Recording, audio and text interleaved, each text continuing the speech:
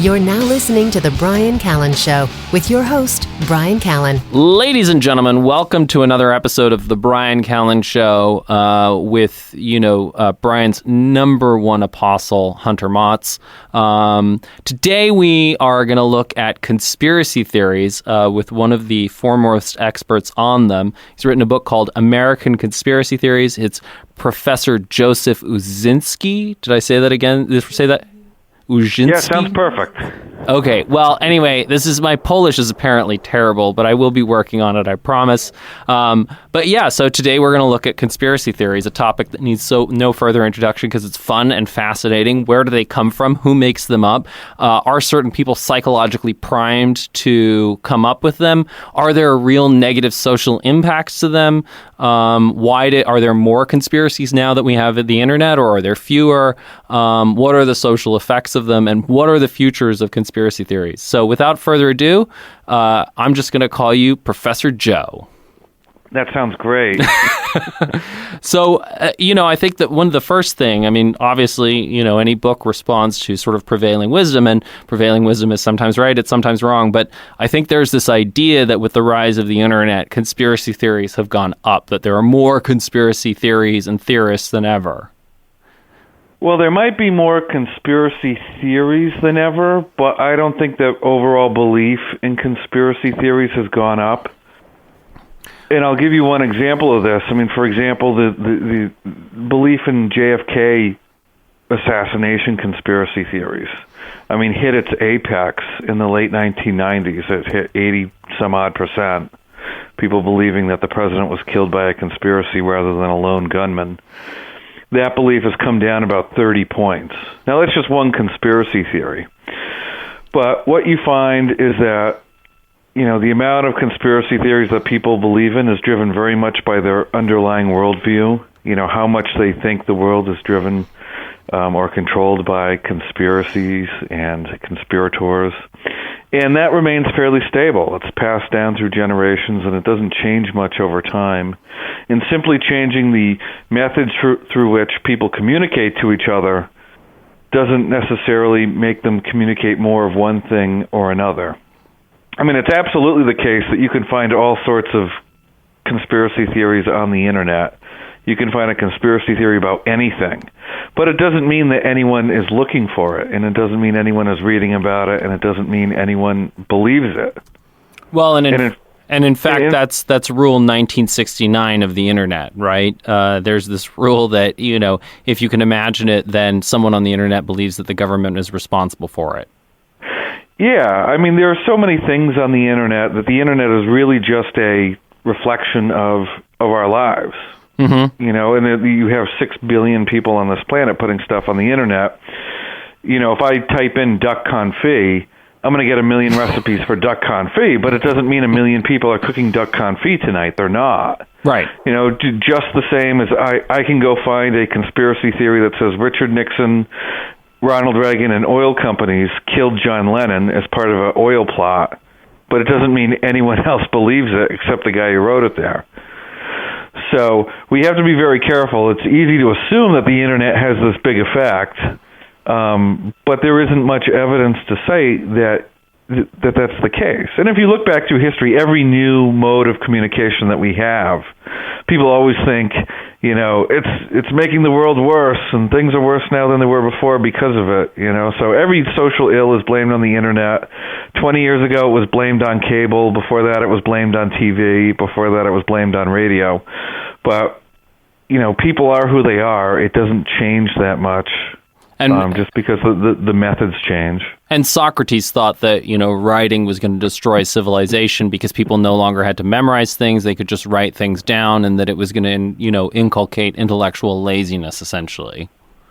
Yeah, and there are scholars out there who argue exactly the opposite, that the internet has probably injured conspiracy theorizing more than it has to help it. And that's really what your book does, is it draws together all the research from every domain on conspiracy theories and puts it in one single place so that we can start to get a sense of what is actually known, what has research actually shown. Yeah, and the academy is sort of a weird place. You have people who are very much in their own little silos. So each discipline is its own little thing, and they think their own way, and they talk to each other, but not anyone else. And they're like their own little gangs with their secret words and jargon and whatnot, and they don't communicate to each other. And even when they try to, they often don't do it well. So you've had, historians, philosophers, epistemologists, political scientists, sociologists, communication scholars, all working on the same topic, but none of them communicating with each other. And what we tried to do in our book was to try and pull all of that research together into one larger argument. And what we found by going through everything was that, most of the research fits together into a cohesive narrative. It's just it took someone to actually do it and kind of compile it all. Isn't that always the way? So let's talk about, not everything. There are certain, situations that make conspiracy theories more likely, right? That's what the research shows. So could you break down what are those sort of big findings? What is the big story on conspiracy theories? So there are essentially two ways that we look at people, or two sort of inputs. So you have psychology seems to be a big driver, and things that are external to psychology is also a big driver. So with psychology, we've discovered that there's a worldview, and we call it the conspiracy dimension of opinion. And some people are very high on that scale, some people are very low on it. But we surveyed people, and we found that some people just believe that the world is run through conspiracies. And that's how policy is made. That's how events come about. That's what drives circumstances, is conspiracies. And some people just believe that. And the example you gave was Richard Nixon. Yeah, so Richard Nixon is a person who was absolutely convinced that the Jews, the academics, the journalists, the anti-war protesters, the hippies, the druggies, that they were all working together. Yeah, definitely the Kennedys. They were all working together to get him. And he really brought, that's the thing, right? And, his White House is really that psychology playing out. It's hardly surprising that he was taping everything, that, he was trying to screw people over, that, he saw enemies everywhere, that he was breaking into the Democratic offices to steal information. Absolutely. Yeah, and that's how he thought the world worked, because he thought they were doing it to him, and he was going to do it back. And he did all sorts of awful stuff, whether it was using the IRS or the CIA or the plumbers to do stuff, but he did his own conspiracies. Now, before we connect to the most provocative thing that you found in your research, I want to take a little look at Richard Nixon's background, right? So Richard Nixon did not grow up wealthy. He didn't grow up in a particularly privileged environment. In fact, when he was in college, he basically divided the world into two camps. There were, I can't remember what they were called, but there were the people who were sort of like the Kennedys. They were good looking, they were good at sports, their lives were blessed. And then there were the sort of, slovenly, uncool people like him. And that's really the mindset that he brought to, when it came to runtime for president, right? He talked about the silent majority, which were these sort of unglamorous people like him, as opposed to the liberal media who were like the Kennedys. And so one of the biggest findings that you found is that conspiracy theorists are losers. They're social outcasts. They're people at the bottom of the social ladder. Yeah, and that title can apply to all of us at one time or another. And if you look at the major conspiracy theories in America, they tend to come and go with our politics. And the people who espouse them and communicate them at any given time are the people who are at the bottom rung of power. So go back to the last decade. One of the big conspiracy theories was 9/11 trutherism. Mm-hmm. That either the Jews or Bush or Cheney or Halliburton blew up the Twin Towers as part of some plot, whether it was for world domination or to take over Iraq or for oil or God only knows what. But most of the people believing in those conspiracy theories were people on the left. They were people who were out of power because the Republicans held power at the time. So that major conspiracy theory was driven mostly by people on the left, Democrats. Fast forward 8 years, Barack Obama comes to power. The big conspiracy theory becomes the birth certificate, or that he's Muslim, or that he did a whole bunch of other things.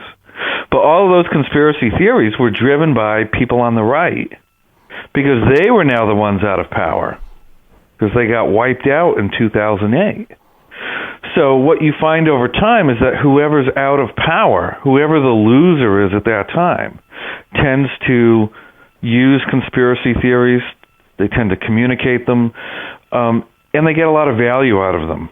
And so I mean, there's two ways of looking at this, of course. It's like, obviously Bush is in power. Of course, the conspiracy theories are going to be about, the people who are in power doing something bad. Obama's in power. Of course, the conspiracy theories are going to be about them doing something bad. But what you're really saying is that it's the psychological effects of being out of power that generates that type of thinking. Yeah, and so the people who are going to get involved in those conspiracy theories and believe them and communicate them, those are the people who are already predisposed to have that worldview. But then they're triggered to act on them and talk about them because now they have found themselves at the bottom of the power ladder. And I want to connect that as well to, we had Dr. Keltner on the podcast who studies the psychological effects of power.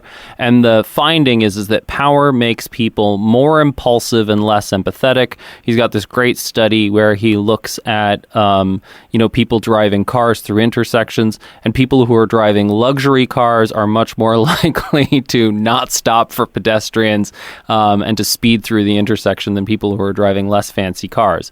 So there's no doubt that power affects the psychology of the people who have it. But what you're also saying is that that lack of power also affects the psychology of people who have it and makes them, more likely to create conspiracy theories. Yes, and for good reason too. I mean, there are instances in history where powerful people concoct conspiracy theories and use them, and those are really bad. Those lead to really bad consequences. So think of Stalin, think of Hitler, and the things that they did. So when you have powerful people invoking conspiracy theories, they're usually used against the weakest people in society. So in our country, we tend to find the opposite. We find that it's the weak people, the people who are out of power, are the ones who use them against the powerful. And that's actually okay, because the powerful people, they're, in a sense, immune to these sorts of accusations. The president doesn't really need to worry that birthers are going to come and get him. Well, I don't know about that. Well, he's as well protected as anyone could be. Yeah. So powerful people are generally protected, and they have power, so they don't have to worry about this sort of stuff. Where if the president came out and said that he was going to go after homeless people because they're conspirators and we need to stop them, well, now homeless people really have to be afraid because they have no power, they have no protection. And it's not necessarily the case that, it's so obvious that conspiracy theories should work that way. I mean, it is the case that pretty much all conspiracy theories are about the powerful or people who are perceived to be powerful. But there's the only reason why that's the case is because there's something in our psychology that makes us fear power. We never hear a conspiracy theory about, that handicapped guy who lives on the corner of the street, or a conspiracy of young school children who are out to get us. So those sorts of conspiracy theories against the weak don't really exist. It's just the powerful people who we think are conspiring, which is kind of weird because if you go back and read Machiavelli says, the weak are the ones who should be conspiring, not the powerful, because the powerful have power. They don't need to conspire. They can just use brute force. But so the first thing that I wanted to connect is, we had Jared Diamond on the show, and, his most recent book, The World Until Yesterday, one of the things that he noted in spending time with the people of Papua New Guinea is the degree to which they practice what he calls constructive paranoia. They're constantly afraid that a tree is going to fall on them, or that, they're going to slip down a ravine, or that something is going to happen. And that's because there's no medical care to speak of. And so if something goes wrong, there's a really high price to it. But, being paranoid is actually helpful because it means that you're constantly avoiding these dangers before they have the opportunity to mess you up. And that's very much like something you said about the book, about these conspiracy theories. There's a fairly low cost to having all of these conspiracy theories, but an extremely high cost to missing the situations where the powerful are really conspiring against you. For example, the people who were paranoid that Hitler was, going to try and murder all of the Jews probably got out faster than the people who weren't paranoid about that and were like, oh, no, it's all going to be fine. Yeah, so conspiracy theories, they do provide value for the people who espouse them. So when you have people out of power, conspiracy theories for them can be like a call to action. They can be a call for warning, a call for group cohesion, to say, hey, let's get together, let's watch out for that potential danger. And to be very honest, I mean, our political leaders are incredibly powerful, and if they wanted to do really bad things, they probably could. Mm-hmm. So it's not unwise to have at least some defense mechanisms, particularly ones that are as uncostly as conspiracy theories. And yes, they are going to, raise a lot of false alarms, and most will not be right. But they do perform a value, and they also signal to the powerful that, hey, the other side's watching us. They're keeping an eye. We have to be honest, because we are going to be held accountable. And to some extent, the powerful then have to respond to those. Like, Obama actually had to respond to the conspiracy theory that, Obama trying to regulate guns as part of some massive plot to ultimately disarm the people and, therefore establish some sort of, communist dictatorship. But he, that belief became so prominent that he had to deal with it. Or the birther belief that, he wasn't actually born in the United States. He had to produce his long-form birth certificate. And the same thing with the Bush White House. They had to create the 9/11 Commission because, so the powerful ultimately do have to deal with these conspiracy theories. And it's not that bad of a thing. I mean, on the one hand, you don't want the president spending a lot of time, handing out copies of their birth certificate when there are more pressing issues. Mm-hmm. But on the other hand, for instance, with Bush, it was probably a good thing to have a 9/11 commission. And that probably wouldn't have come about without, some prodding by conspiracy theorists. And I think the other thing that's, based on your political allegiance, you probably feel, these conspiracy theories were legitimate, these conspiracy theories were not. But the function of that may not even be about the specific conspiracy theory, but the fact that the leader is having to be responsive to the people and is having to be transparent and is having to acknowledge their concerns is probably good in terms of dealing with the psychological effects of power on the leader. Absolutely, and they can have a lot of good just beyond that too. I mean, when the Warren Commission issued its findings back in the 60s, I mean, it wasn't indexed. It was very difficult to go through. There were omissions, there were mistakes, and it was a bunch of conspiracy theorists who went through it, indexed it, found omissions, found errors, found mistakes, and that was kind of a big thing back then because you weren't able to go, through all the volumes of the Warren Commission report and, search the text with your computer. You didn't have that back then. So having those people do that was actually very good and very helpful. So a lot of times conspiracy theorists, too, will uncover information that we might not have had prior. Even if they're wrong, they might uncover important information. And I think, when you start to view it in those circumstances, I think there's been a very interesting phenomenon that's been happening in terms of the public's relationship with science where, in the 50s or 60s, there was just a tendency to take everything that scientists said on faith. There was an assumption, these are the high priests, they know what they're doing. And you've seen a lot of conspiracy theories that have developed in terms of like vaccines are giving children autism or, whatever other beliefs there are. And it's not necessarily that those beliefs are productive in the same way that I don't think that, the birther paranoia or the 9/11 conspiracies were particularly helpful, but it has changed the conversation between science and the public in the sense that scientists are now much more vigilant and are having to really make sure that the public understands things much better rather than just sort of relying on their authority to win the day. It's an interesting thing because if you Google vaccine safety, you get a bunch of crazy conspiracy stuff.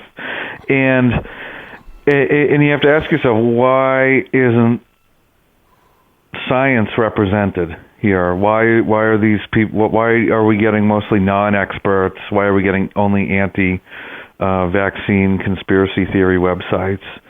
And it kind of tells you something about scientists, that they were kind of resting in terms of their public voice, and they haven't gotten out there the way that perhaps they should have. And I think that in having to combat many of these conspiracy theories, they're doing it now, whether it's with vaccines or on the GMO food issue. They are being a little more forward in some of these things, or climate change too. Yeah, and I mean, we had on the show. I mean, we've covered that topic as well. I mean, both in terms of climate change with a book called Merchants of Doubt, and then also in terms of vaccines. Do you believe in magic? Which was all about all sorts of magical thinking that happens in medicine. And I think that's the thing. The scientific community is absolutely much more on notice and is now trying to have to respond. I think scientists believe in rationalism, and they assume that they are rational and that everybody else is rational. And so they don't really focus on public outreach that much because they assume that facts will win the day. The facts are there sitting in a huge volume that nobody could possibly ever read, thousands of papers scattered across, website after website after website. And they're like, somehow that vast repository of information, will make its way into the heads of, people who have other things to worry about.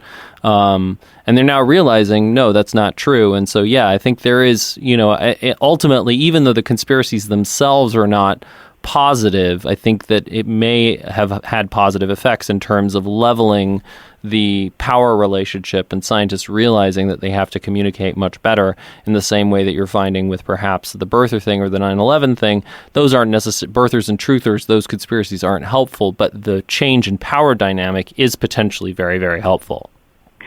I mean, it's strange. I got my flu shot last week just because classes were starting. And, if you think about the whole experience, like, I'm going to stick this needle in your arm, and your immediate response is no, it doesn't sound right. And it's going to have the flu in it, and I'm going to stick the flu into you. And I'm like, no, I don't like that idea either. And after I put the flu in you, it's going to keep you from having the flu.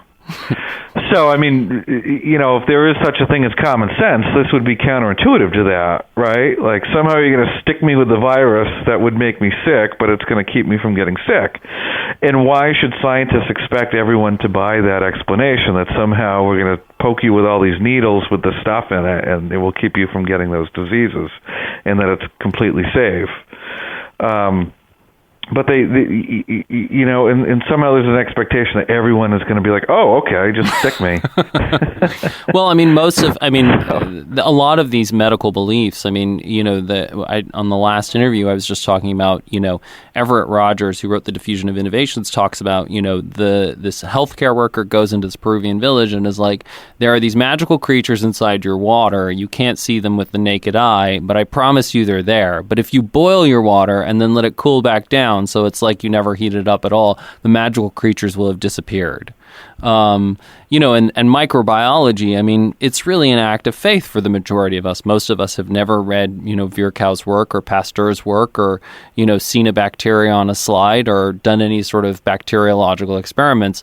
And, we don't, I think in general, we don't realize how most of our beliefs are superstitions and we are taking them on faith. And so a lot of these beliefs that seem crazy, well, we arrived at our own beliefs by basically the same methodology. Yeah, I mean, at the end of the day, I don't fault people for their beliefs. They're free to believe whatever they want, and I'm fairly forgiving with that too, because everybody is, a product of their upbringing, and they're a product of the information that they're exposed to.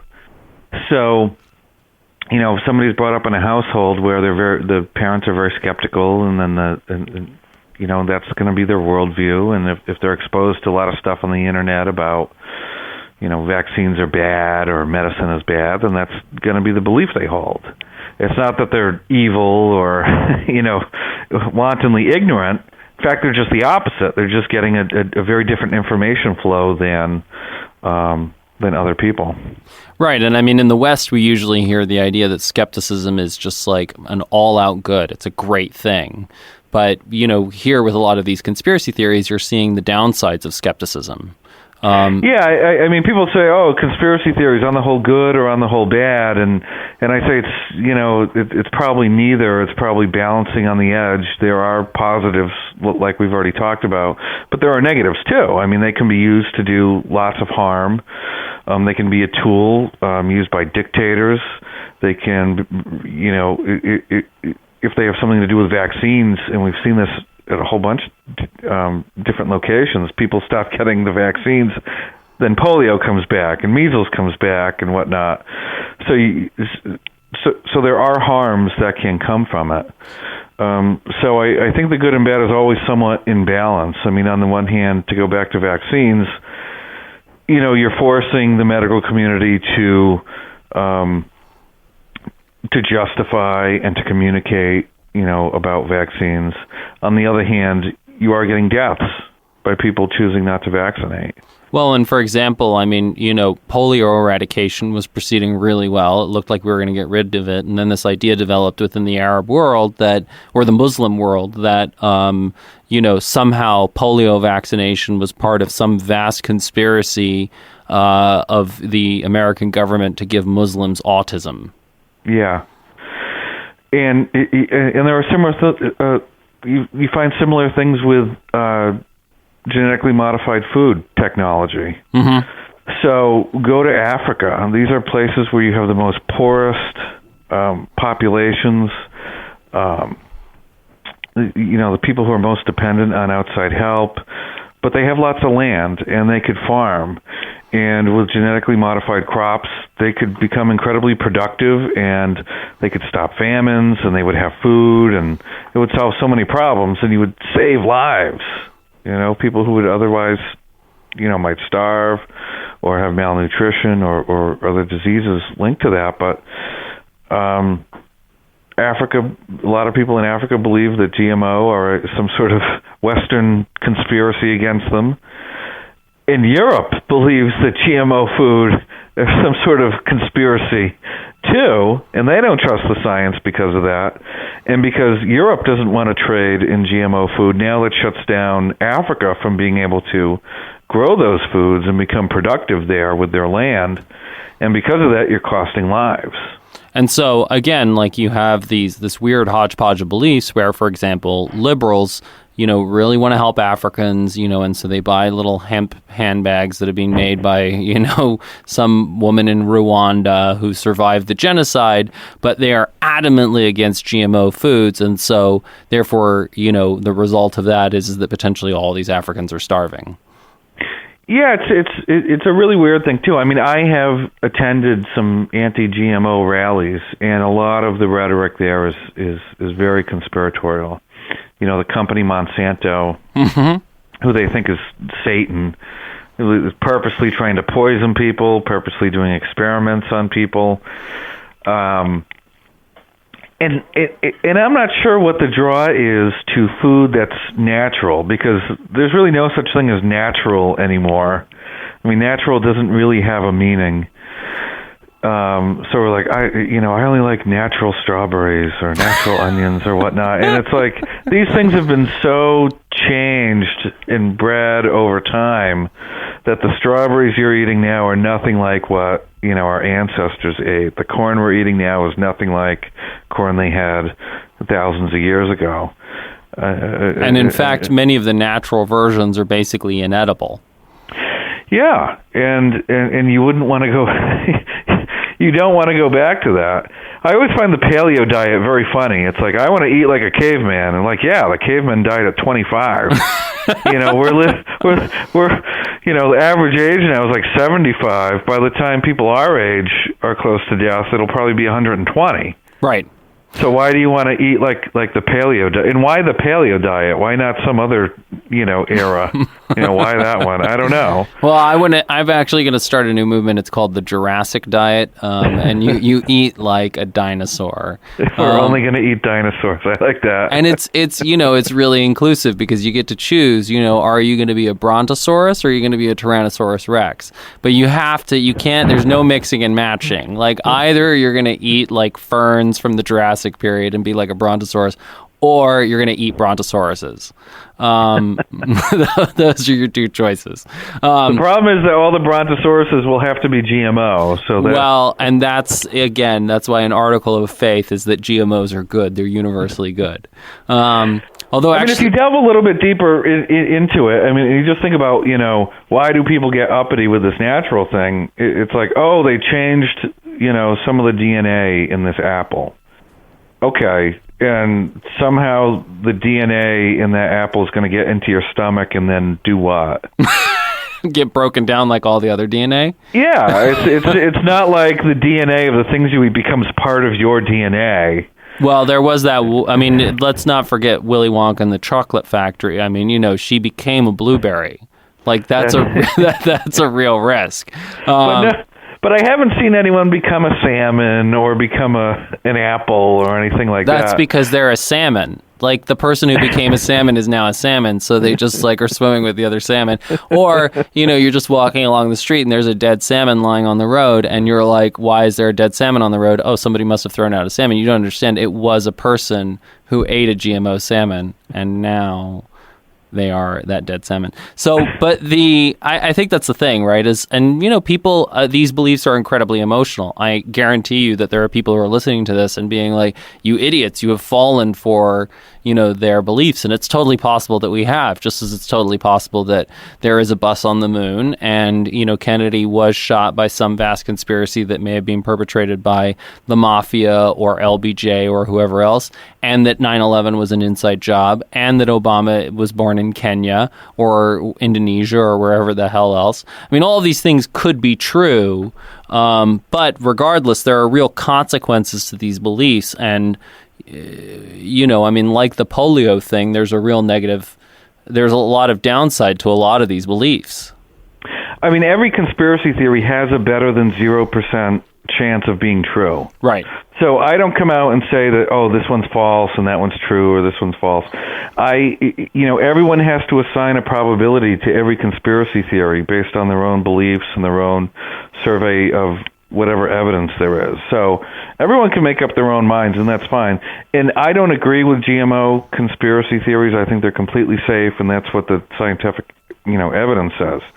If people disagree with that, that's fine. And it may even be the case that their conspiracy theories are driving Monsanto to make sure that their processes are more safe and more inclusive and more visible, and that's fine too. So there may be something good to come of this, but they have to realize that the downside is that they're making food more expensive, that they are hurting the most vulnerable populations on this planet.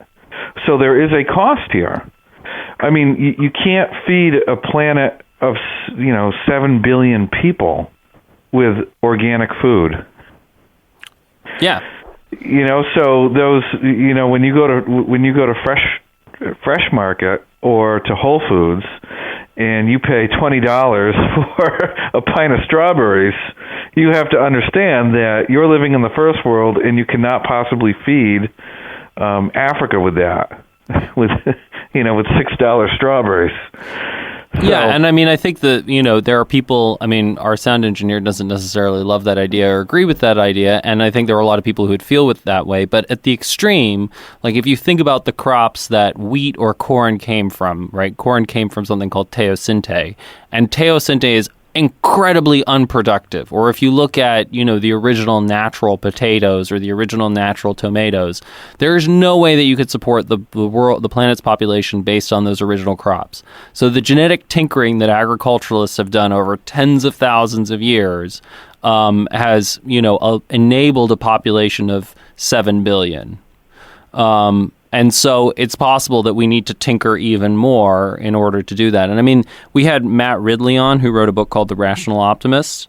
And one of the points that he made is that, ironically, if you have GMO food, then you have to have less area of land under cultivation.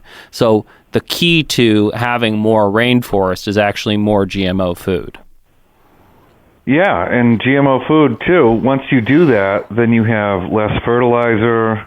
You have it actually becomes better for the environment and better for climate change, too, because you're being much more productive with less land, and there's less waste.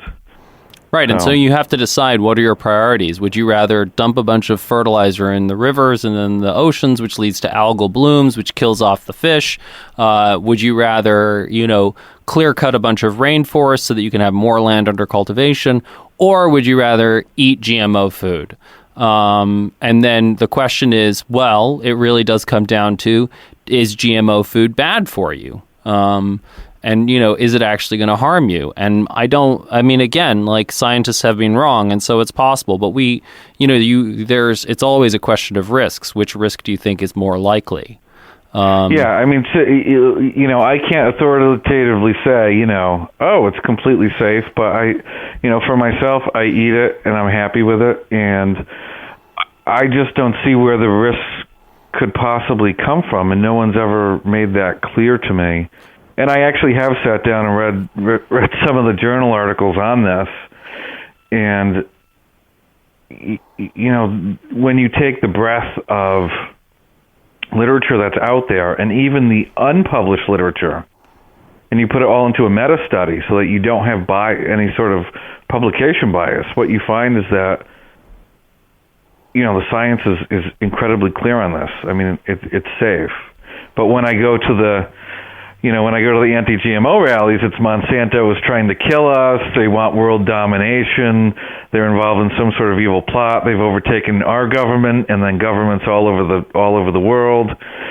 So there's a lot of conspiratorial thinking there, and the way people get to that is they start out with I like things that are natural. I like organic food, and then you add on top of that they view the world as operating through conspiracy, then you get these anti-GMO things. Just the same way. I mean, a lot of people talk about, medical coverage. Yeah, the doctor's just trying to rip me off, or they've cured cancer, but they're just going to let me have it so they can charge me for chemo. So these beliefs come out from people from time to time, and it's just a question of what their underlying worldviews are, and then applying that to different situations.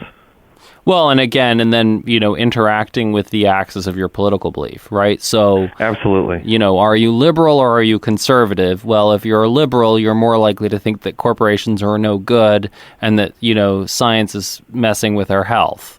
But if you're a conservative, you're much more likely to think that, shadowy forces of, the liberal media are somehow, destroying our values and our moral fabric and slowly bringing about, an enslavement of the people.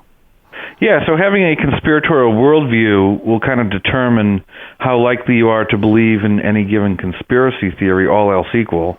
And then your other attitudes will kind of drive you to pick which particular conspiracy theories you'll believe in. So if you're on the right, you'll accuse the left of conspiring and vice versa. If you're somebody who's into New Age stuff, you're likely to believe in Da Vinci Code conspiracy theories, because the idea of a secret bloodline of Jesus, of Jesus's family, that would appeal to you, and Gnostic stuff, and all the kind of things that come up in Dan Brown's novels, that would appeal to you. So it's really our underlying predispositions that we already have kind of drive which ones we're going to accept and which ones we're not. Everyone likes to believe that their conspiracy theories are true and the other guys are crazy. Mm-hmm. And we all like to believe that we believe our conspiracy theories because we've seen the evidence and the evidence is so good. It's just the problem with that is that evidence is very much in the eye of the beholder. And you could show the same piece of evidence to two different people and they'll come to incredibly different conclusions about it. Well, so and I think it's that's not evidence that really drives belief. It's really evidence and information plus these underlying views that we have. Well, and I mean, this really sort of fits in with John Haidt's work about, that essentially we have feelings and then our brains go searching around for rational explanations to justify it.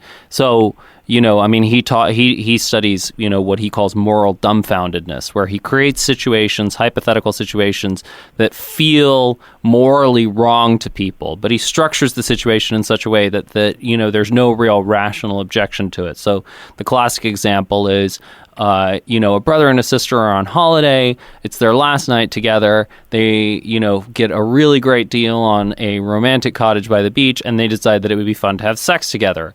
And she's already on the pill, but they use a condom just to be safe, and they only do it once, and they never tell anyone, and they feel that it's a real fun experience and a private joke that they will always share together, and they both go on to marry other people and have great, happy families and romantic relationships. Is there anything wrong with this?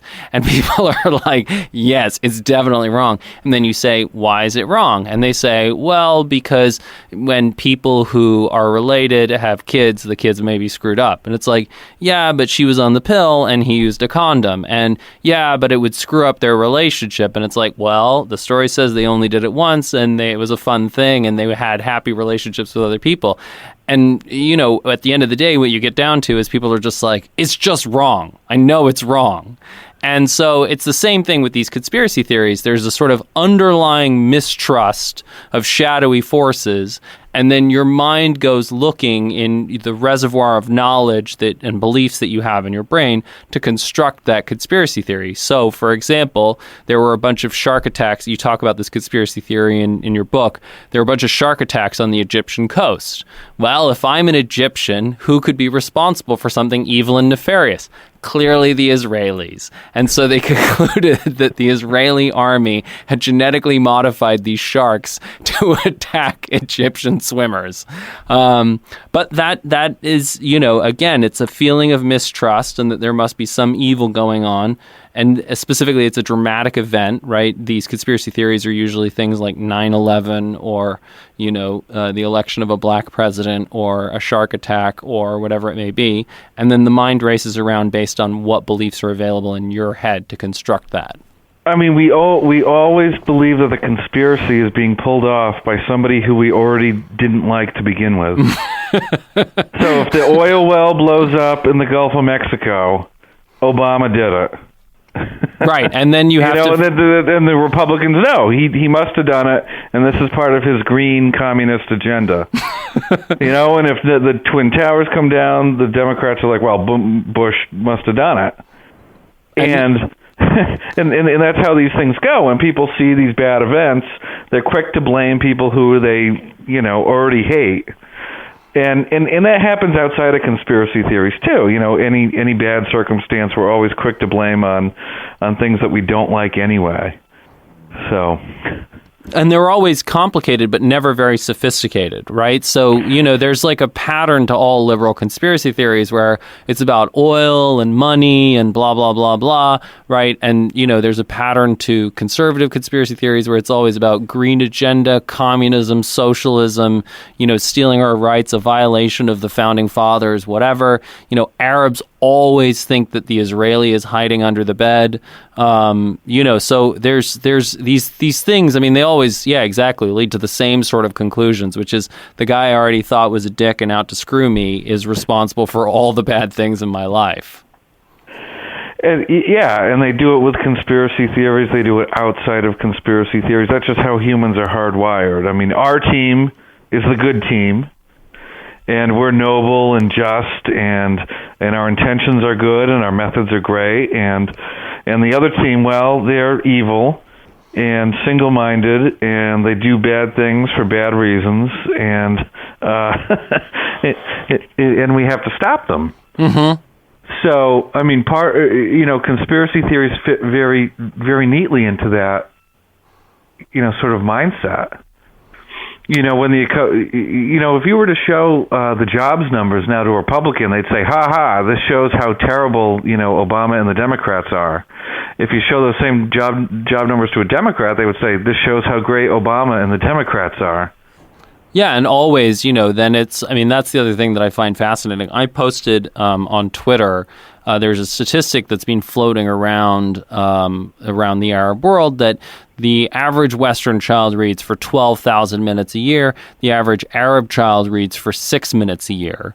And there was the predictable range of reactions. There were some people who were like, oh crap, this is a really terrible thing. We need to fix this. And then there are some people who start questioning the data. This is not scientific, blah, blah, blah, blah. And some people are just like, you're wrong. Like, we read our own books, whatever it may be. But that, you could have predicted those reactions based on what people already believed. Now, it turns out, and in the interest of disclosure, it's not clear that that particular statistic is, well supported. Nobody can seem to find like a solid basis for where that statistic came from, but it does point to a general pattern of not a whole lot of reading going on in the Arab world. But, it's fairly predictable where people's minds go based on their existing beliefs, and the real courage and the challenge is to step out of, especially in terms of what our tendency to prejudices are, and be like, if you're a liberal, it takes a lot of courage to go and really read the GMO research with an open mind. If you are, a conservative, it's going to take a lot of courage to really go and look at what are the effects of income inequality, and to not just rely on your prejudices. And most people will never, ever do that. Yeah, and thus society will never progress, or it will by inches rather than by yards or miles. There are some very good scholars who are doing a lot of work on this now, and what they find is that when you try to provide authoritative information to people about, let's say people thought that there were death panels in the healthcare bill, they don't believe it. They tend to not only just reject the authoritative information, but they double down on their conspiratorial beliefs. So it's incredibly difficult to get people to change their minds once they adopt a particular view of something. Right. So, and I think that's sort of this. It does seem like in some sense the world is sort of becoming aware of the fact that we are tribal and we have a tendency to believe the things that we already believe. There's a dissatisfaction with the echo chamber effect of the internet. The tendency that you go and you can find anything that you want to have confirmed by somebody on the internet. And that therefore, hopefully, we're evolving a mindset where we start to say, hey, I shouldn't trust my own prejudices because I will always come to the conclusion that I was right to begin with, and maybe should, step back and really examine what the reality is. We've had 80 years of social science that's kind of brought us to this point where we now know, you can't convince people of something they don't already believe. People's priors are so strong. The socialization that takes place in our formidable years has long-lasting effects in terms of our ideology and our partisanship, and then those things drive how we view everything that we see later in life. And those worldviews are so strong that, evidence and information just doesn't matter that much. It has an effect, but the same piece of information can mean very different things to two different people. And I think what's very interesting there is that finally, I think we're almost getting to a point where, you mentioned John Haidt, but scholars are finally getting to understand this too. And for some reason, scholars and journalists are the two groups that believe that this never applied to them. And I don't know why, but these are two groups that are, very much to the left, almost homogeneously so. But they thought, we rise above that. For scientists, they'd say, well, my ideology has nothing to do with my scientific findings. It's, that's the point of science is to remove that sort of stuff. And journalists say, well, we have best practices and we're professionalized, so our personal views don't come in. But that's garbage. It can't possibly be true. It just can't. And some of Haight's work shows this now, that he, him and some others have looked at social psychologists and found that as that field has become almost homogeneously liberal, that the types of questions that they study and the types of findings that they get have become more liberal. And if you look back over time, and this is the same for the study of conspiracy theories too, that liberal professors have tended to concentrate only on conspiracy theories that people on the right believed, and had a blind side for thinking that anyone on the left ever believed a conspiracy theory ever. I mean, if you go back to Hofstadter, he concentrated mostly on people who were on the far right, and said, this conspiracy stuff, it tends to emanate from stressed out people who, particularly people, who are on the right, who are members of the John Birch Society, and that kind of set the stage for how people thought about conspiracy theories. They've seen it as almost exclusively a domain of the right. And that's almost the same today. When my co-author and I started presenting some of our work at conferences, it was us presenting work that kind of pointed the finger equally at both parties, and then Obama is a Muslim. Well, he is. Obama wasn't born here. True. Obama wasn't born here. So it's like the liberals tend to only focus on the ones that aggravate them, and that's the ones being held by the right. If you had more people on the right in academia, then you'd have a study of people who thought that George Bush blew up the Twin Towers. But in the 20 years since that, or the 15 years since that happened, there really haven't been very many studies of that phenomena, the way that there has been of the birthers and the death panelers and whatnot. Well, I think that's part of what's so interesting is that, the more I look at all of this research and read these books, the more you realize that most of what people say that it's unpalatable about the other side, regardless of who it is, has a grain of truth. So there is this, the right has a tendency to say, universities are indoctrinating people to become liberal. Well, it turns out that as people go through university, they do become more liberal. There is a liberal media bias. Well, it turns out that there's actually some truth to that. I mean, one of the more interesting studies that I saw was about TV show coverage versus TV show ratings. So you find that the New York Times writes a heck of a lot about Mad Men. Turns out not that many people watch it.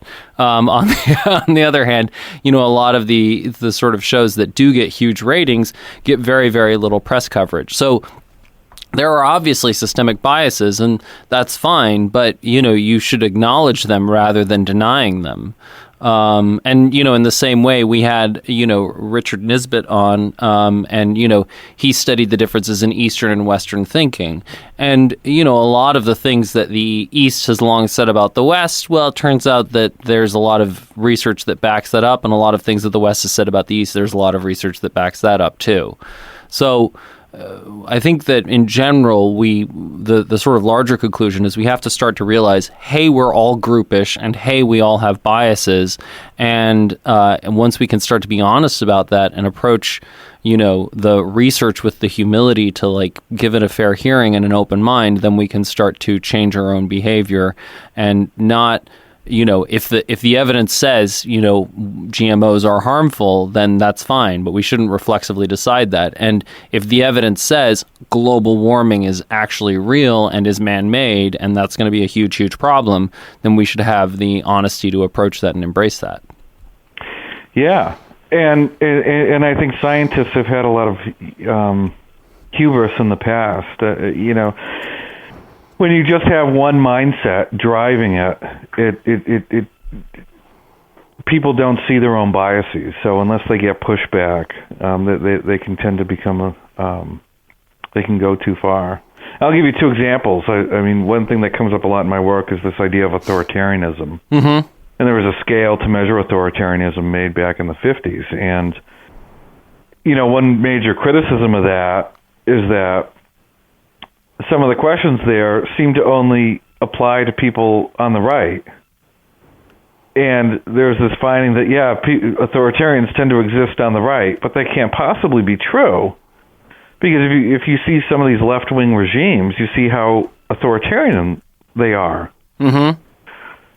So when you change the scale and you kind of remove out some of those biases, what you find is that authoritarianism seems to exist on both sides. Same thing with conspiracism.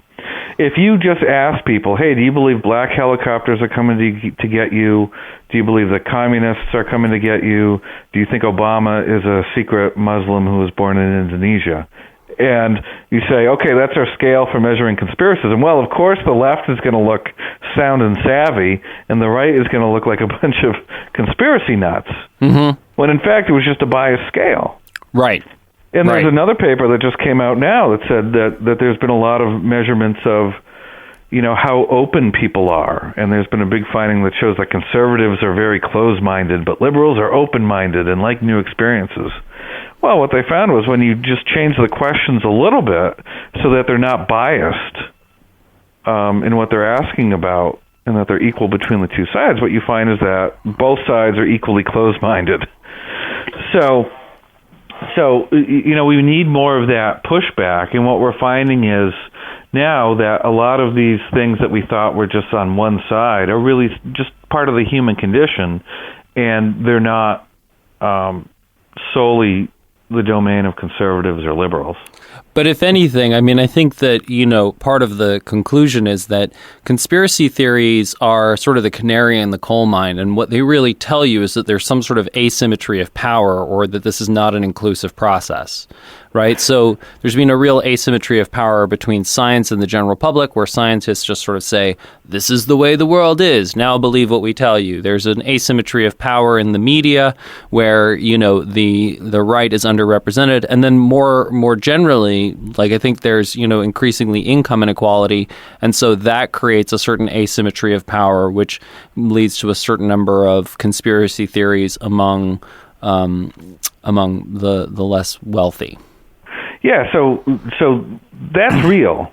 So there are real asymmetries in the world, but in terms of, are the left and right symmetrical in terms of their belief in conspiracy theories? Yes. And that's what one of the main points from my book. Mm-hmm. So people tend to be, or the parties tend to be equally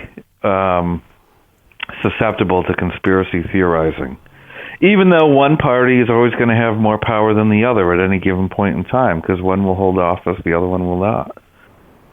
Yeah, and I think the interesting thing, too, is that again, in the same way, a lot of the liberal conspiracy theories don't seem like conspiracy theories because they get good representation in the media. So, yes. That's right. So it's easy for the left to point at Trump and say, well, he's spouting some conspiracy theories, but a lot of the mindset of the left is based on a conspiracy theorizing. So if you say, well, we need government intervention in the market because markets are wholly unfair and these big corporations are going to conspire with each other to either create monopolies or run roughshod over employees and either drive up prices and drive down wages, then you say, okay, then we need government to step in and act as a referee and do all sorts of regulation and whatnot. So liberals never see, even when it's spelled out explicitly, they never see that as a conspiracy theory because they see it as absolutely true. So when you have a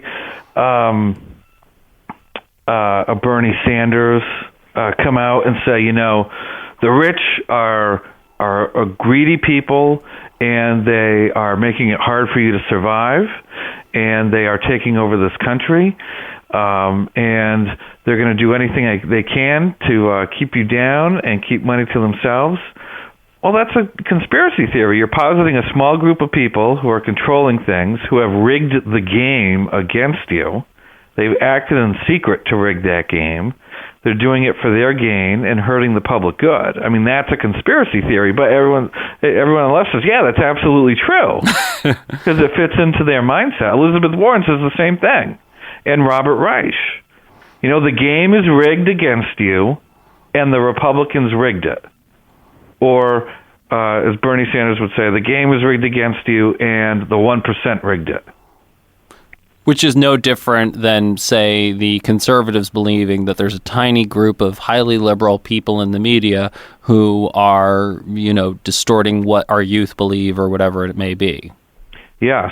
And what's even more strange is that you have Bernie Sanders, a Jewish guy, who's there essentially using Nazi rhetoric against the 1%, and no one catches on to this. When you say the 1% are making it hard for you to survive, and they've rigged the game against you, and there's no end to their greed. I mean, that's exactly the kind of stuff that Hitler said about the Jews back in prior to World War II. I think the thing is, though, that's a more fundamental aspect of evolutionary psych that manifests again and again. So, again, one of the things that Jared Diamond talks about in The World Until Yesterday is he knew an anthropologist, and she would talk about how, two tribes would peacefully coexist for a long time, and then all of a sudden resources would start to get scarce. And then what would happen is that the one tribe would go off, and they would tell a bunch of stories that were totally apocryphal about how evil this other tribe were, and ultimately, within the course of half an hour or so, have convinced themselves that the other tribe were subhuman cockroaches, stealing all the resources, and going to destroy them. And then that tribe would go and butcher to death the entire other tribe. And there is this real pattern to when people start to feel economically threatened or culturally threatened, they convince themselves that there's some group of people who are, cockroaches, rats, vermin, subhuman, evil, greedy, whatever it may be, and that the only way that we can be safe is to murder all of them, or in a more modern context, marginalize them politically. And I find that in my data as well. So when you look at who tends to be very conspiratorial, it's people who have been laid off recently. Mm-hmm. It's also people who don't have a lot of money. So when you get into those sorts of, can I survive situations without money, that's when the conspiracism can really escalate. And you find less conspiracism with the highly educated, with the very wealthy. The financially secure. Interestingly, the three job sectors where the people are least conspiratorial are the government, and government, military, the financial sector. Government, military, and financial sector. And what's so funny about that is those are probably the three sectors that get the most conspiracy theories hurled at them. Well, I don't think it's a coincidence. Professor, this has been so great and so fascinating, and I think that's what's nice is to see the social phenomenon of conspiracy theories and to start understanding it in terms of a universal piece of human psychology of how we behave under environments of threat as compared to environments of security. So the book, again, is American Conspiracy Theories, written by Professor Joseph Uscinski. Thank you so much for joining us, and really, guys, read the book so that you can find out about all the wacky things that people believe, which aren't what you believe, and what you believe is 100% true. Thanks so much, Professor. Thank you. Ladies and gentlemen, this has been the Bryan Callen Show, validating everything that you've always thought and telling you that you already were brilliant. And so what do you need some podcast to tell you that there might be new ideas out there in the world? Thanks so much for joining us. And feel free to tweet at me, at Hunter Motz, your favorite conspiracy theories. I think it's going to be really, really hard to top the idea that the Israeli army genetically engineered sharks to attack bathers in Egypt, but I'm sure that the fertile hive mind of humanity has created something even wackier. You've been listening to The Bryan Callen Show with Bryan Callen. Be sure to like him on Facebook. Just search for Bryan Callen Comedy. And follow him on Twitter. Just search for @Bryan Callen. You can also find him online by visiting his website. Just go to bryancallen.com. Until next time, bye-bye.